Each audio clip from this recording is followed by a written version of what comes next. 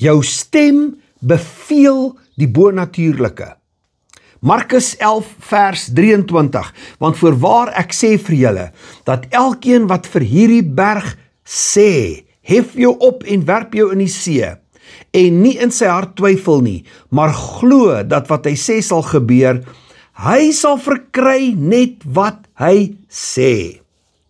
Die belofte is, geloofgevulde woorde dra bonatuurlike autoriteit om berge te skuif. Nie pleit nie, nie huil nie, nie soebat nie. Jesus maak in Markus 11 'n radikale stelling. As jy vir die berg sê, jy spreek en die krag van die Here word geaktiveer om die onmoontlike te doen. Geloof sit nie stil en wag vir die wonderwerk om te gebeur nie. Geloof sê. Let wel, hy sê nie geloof vra nie, want ons het klaar die woord belofte. So jy vra nie die Here om die berg te skuif nie, jy sê. Dis radikaal, dink jy nie? En dis wat die meeste kinders van die Here dink ek dit heeltemal mis het. Hulle bly maar by hierdie bedelaarsgebede.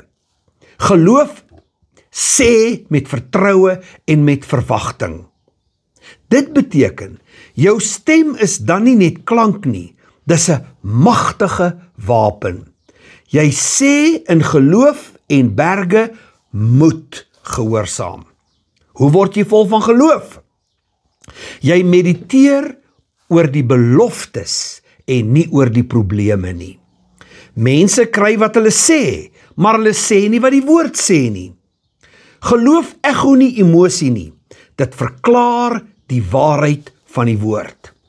So, die belofte in Markus 11 is 'n wet van die koninkryk. Berge skuif wanneer jy die beloftes sê. Nie wanneer jy reageer in vrees nie. Nie wanneer jy in twyfel analiseer nie. Maar wanneer jy geloof en autoriteit praat gebaseer op sy beloftes. Jou mond is 'n instrument waarmee jy regeer, nie opmerkings maak nie. Jou woorde is nie 'n weerverslag nie, maar 'n termostaat. Wanneer jou woorde in lyn kom met die woord, word engele gestuur, die atmosfeer skuif en onmoontlike situasies gehoorsaam. Wat jy sê, skep wat jy sien. O Here, ek besluit om van vandag af die woord in geloof te verklaar.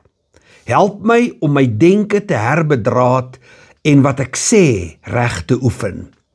Berge skuif in die magtige naam van Jesus. Berge van siekte, tekort, vrees en verwarring. Ek kanselleer elke woord van twyfel en vervang dit met geloofsverklarings. Ek verklaar dat wat ek in geloof sê, sal gebeur. My stem is gelaai met autoriteit en my mond is vol van die woord. Engele reageer op my woordverklarings en wonderwerke manifesteer my lewe in die magtige naam van Jesus.